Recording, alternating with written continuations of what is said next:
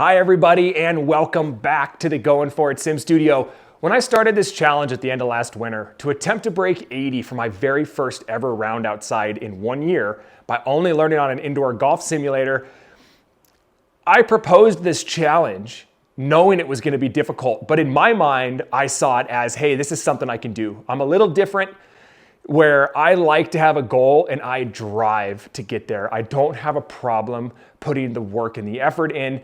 It's a grind, and I enjoy the grind. I like the ups and the downs, the struggles, the successes, and all the education that goes along with it.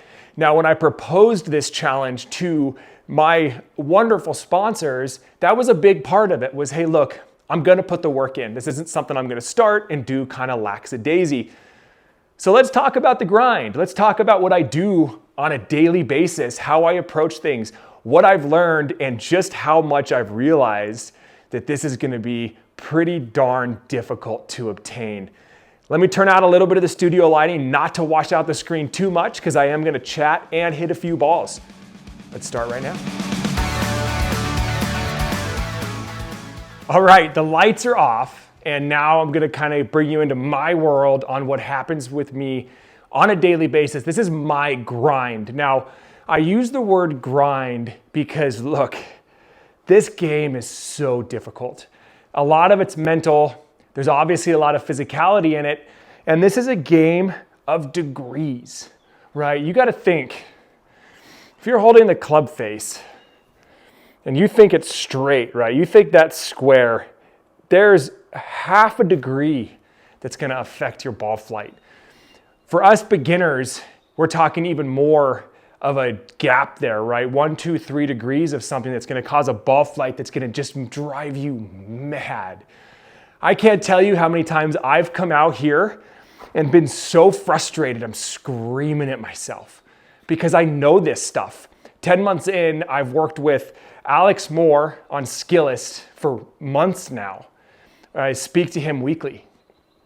And Jeff Ritter now in person, I've done quite a bit with him, and I understand from an educational perspective what I should be doing with the golf swing.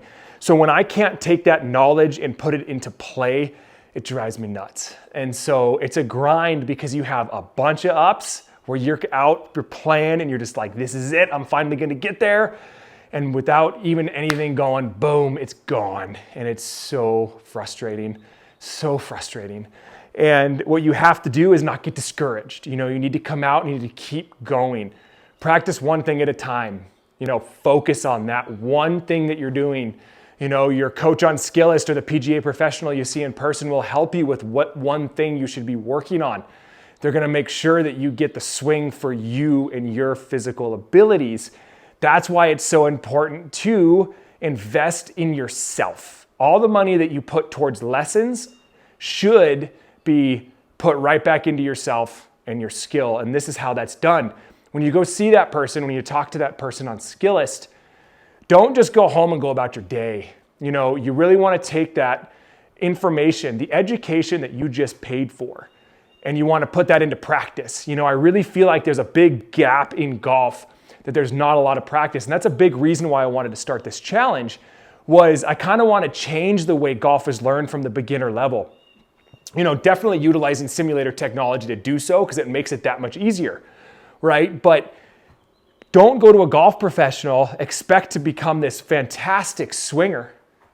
Probably shouldn't use swinger. Don't expect to come back with this fantastic golf swing and your slice fixed.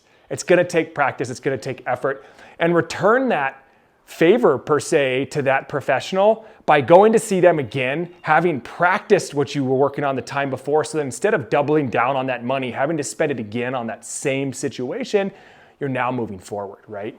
That's what we wanna do. That's the little change that needs to happen. You can practice on the course, you can go to a driving range. If you have a simulator set up, it definitely makes it a heck of a lot easier. Definitely give the guys at About Golf a call. You can also go on their website and you can find a sim near you and just jump on it there. The data that you get connected to the app that you get to take home is vital to take to that professional to show them exactly what's going on while you're practicing.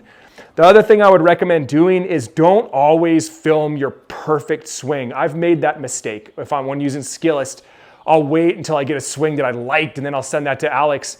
And I don't think that hasn't been the best way to do it, so I've stopped doing that. I kind of give an average swing, you know. I think it gives a better depiction of where I stand. And so what I'll generally do when I want to, for my days, I usually do 2 sessions. I like to do a session in the morning that is just driving range, and I'm working on 1 or 2 things in 45 minutes-ish. And then what I'll do is I'll come back in the afternoon, evening, and I'll throw down 5 minutes in the range to warm up, and I'll go play around.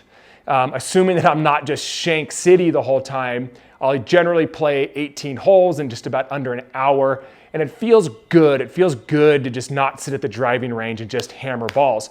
A big lesson I have learned through the last 10 months trying to become a really good golfer in a very short amount of time was not just being a ball machine, going to the driving range and just peppering balls nonstop.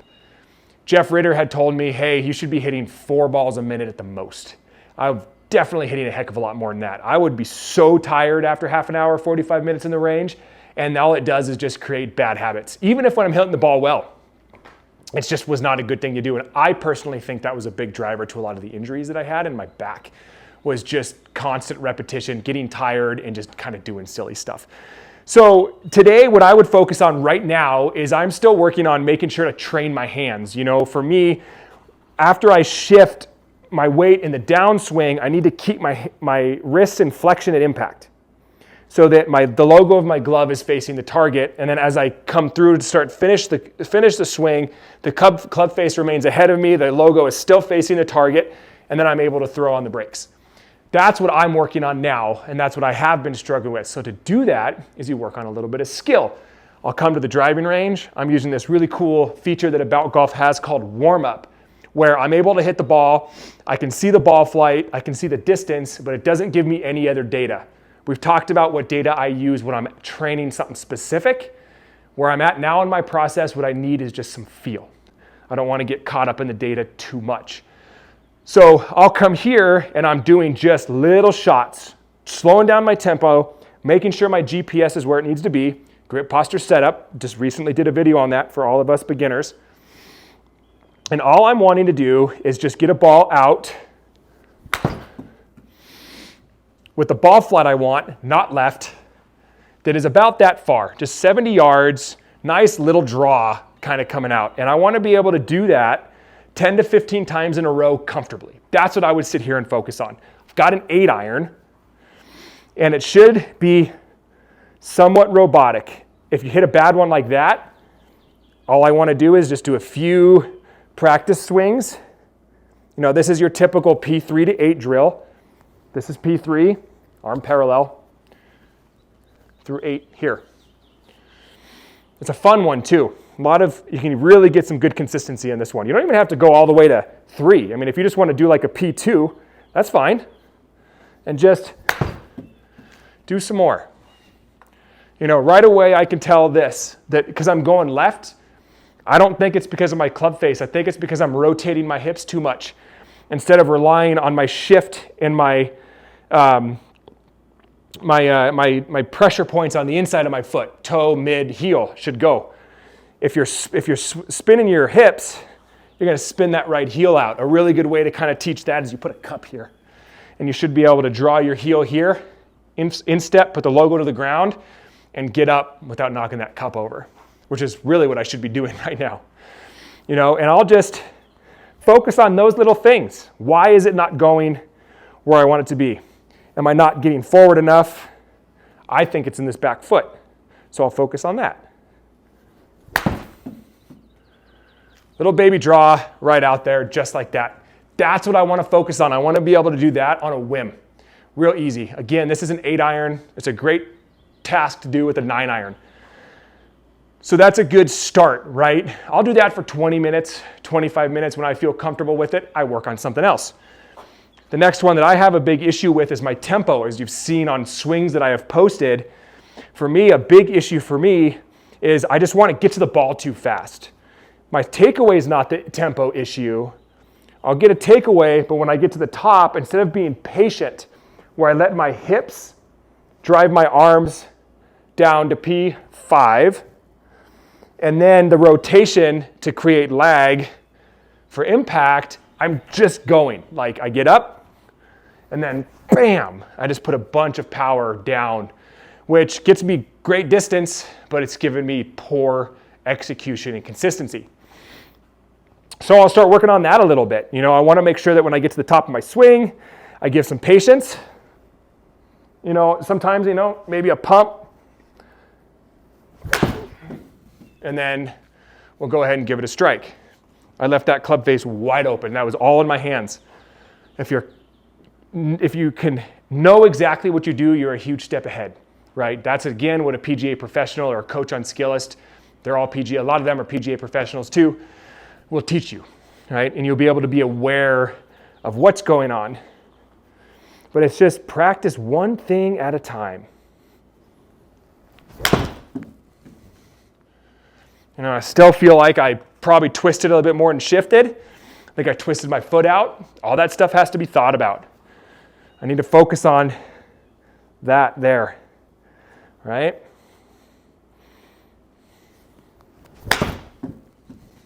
You know, and it's going to create bad shots, and that's okay. Try not to get frustrated. I know I do. So the grind's tough. There's a lot of ups, there's a lot of downs. It's a frustrating game.